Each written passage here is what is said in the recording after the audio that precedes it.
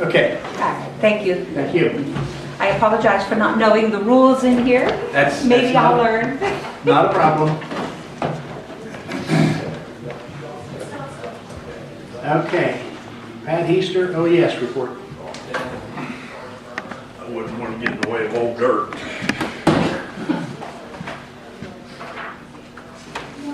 Been an exciting month. We've had everything from floods to blizzards to snowstorms to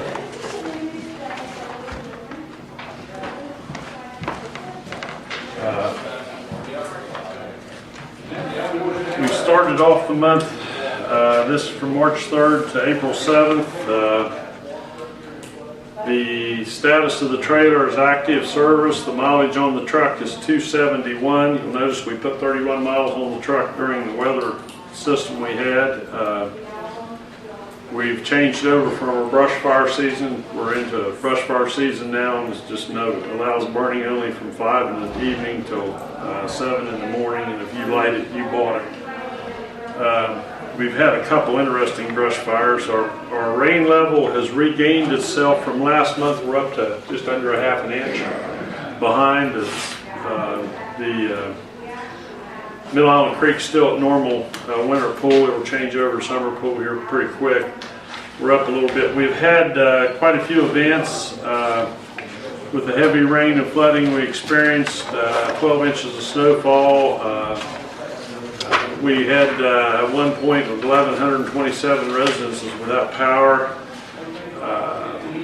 That lasted through for about 5 days. Actually, there's still 3 people without power from that storm, but it's private property type stuff that's got to be taken care of by them, where they have long drops in on private poles. I talked to Jim Steele, and I have a meeting with Jim Steele on Thursday. I made contact with the Hamilton family over at on 23 in Flint, the end of Flint, about the second water gauge over there, stream gauge for McElroy, and the family was well accepted about it. They said I could put it in either county. They didn't care, so I thought we better put it in Doddridge. But they own both sides of the creek here, I guess, or both counties. Jim's coming up on Thursday. I'm meeting him. He also had some questions about the West Union gauge. I guess the city of West Union wants it moved, or has suggested that maybe an alternate site be selected there. I don't know if we're going to do that or not, but the city council, I met with city council, and they've already approved it. We had 6 transportation type accidents. To give you an illustration of how bad some of the roads are, the one traffic accident was a water truck that hit a pothole, and the pothole was so bad it took the oil pan out of the water truck, and we had a 14-gallon oil spill from the engine oil off the thing. That was on Route 18 North. We have a LEPC meeting 7 o'clock on Thursday evening. We've got several things to go over there. We received a $25,000 check from Noble Energy for the foam trailer, and we have 3 bids. We have 2 bids that we received on the foam trailer right now, and we've got there's another meeting next Thursday that I won't be able to attend at Middleburn with another dealer. He said he would make an effort to get up here and talk to me individually. Wanted to get the 3rd bid for the trailer, and the bids right now are running a little, well, $25,000 ain't gonna buy it, but the oil company, Noble Energy, has talked about maybe they'll pick up the balance of the trailer since they started this thing. They give us $25,000. We got the check, we deposited in a separate account. We're running it all through the West Union Fire Department so we can have a tax number for them. And if they just do it and bid the trailer and buy them, then they're going to have to pay all the taxes and everything on us. And then if they give it to us, then we can save all that money back and put it towards the trailer. So that's where we are. We are also working on,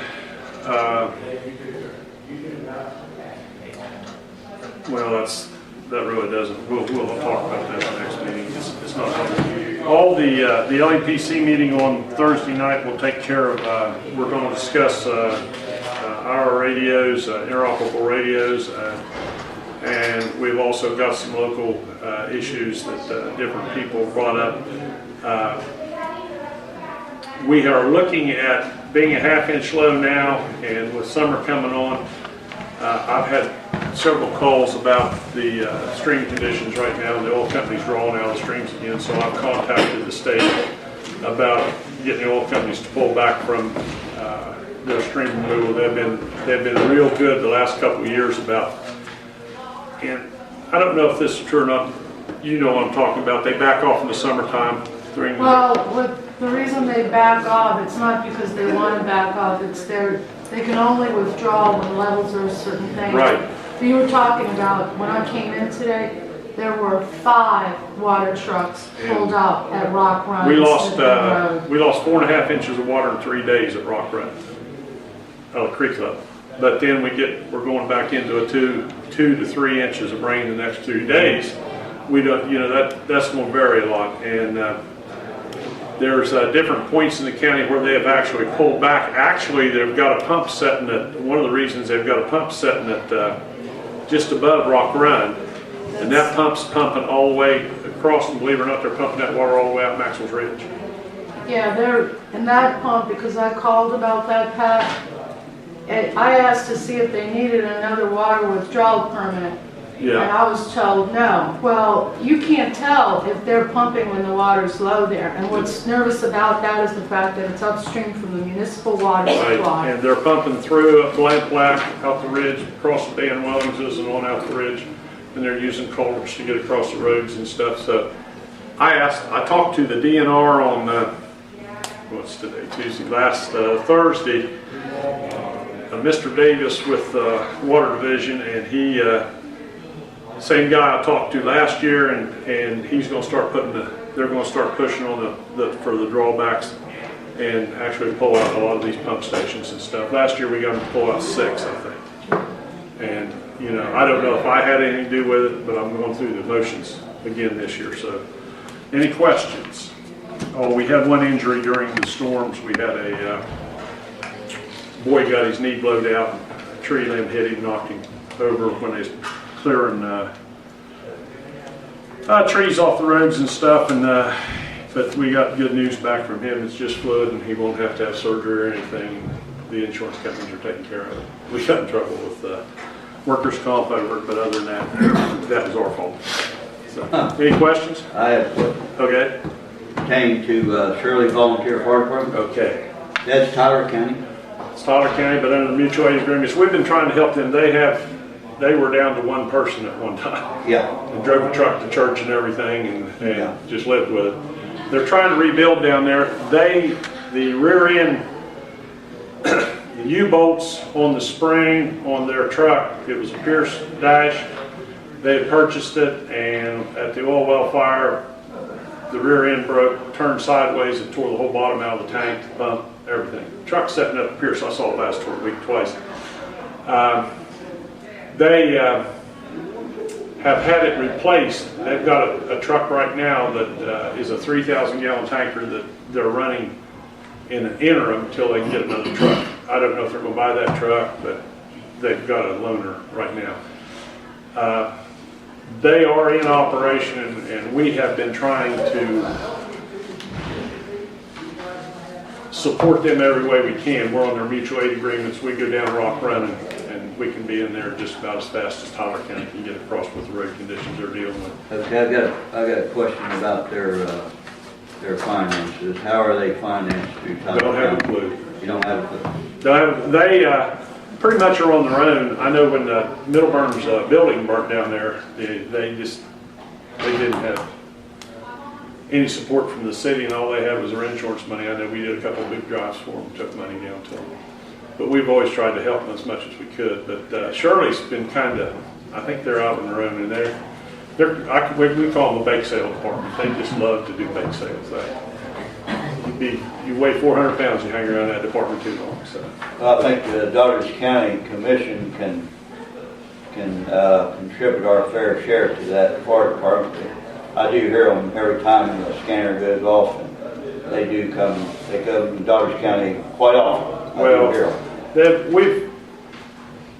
If you want to keep your membership up, you got to have runs, and sometimes volunteer departments don't have runs, and we've tried every way, like help them, and I know they've been over and trained at our department 2 or 3 times, and we've helped them with anything we can, and we've helped them repair equipment and stuff. The boys are helping out more than anything. Yes? They came, when we did the bake sale, they actually came and talking to the fire chief and the assistant fire chief. Their number of runs has increased dramatically.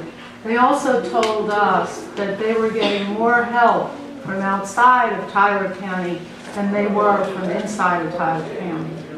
I mean, they were tickled that we were doing this. But it's like into the hundreds of runs in like a really short period of time, so. I'll make contact with them and see what their situation is. I'll try to get back to you guys, see if there's anything they I'd like to have it on the agenda for our next meeting. Okay. Could address that. Anything else? Thank you, Pat. Okay.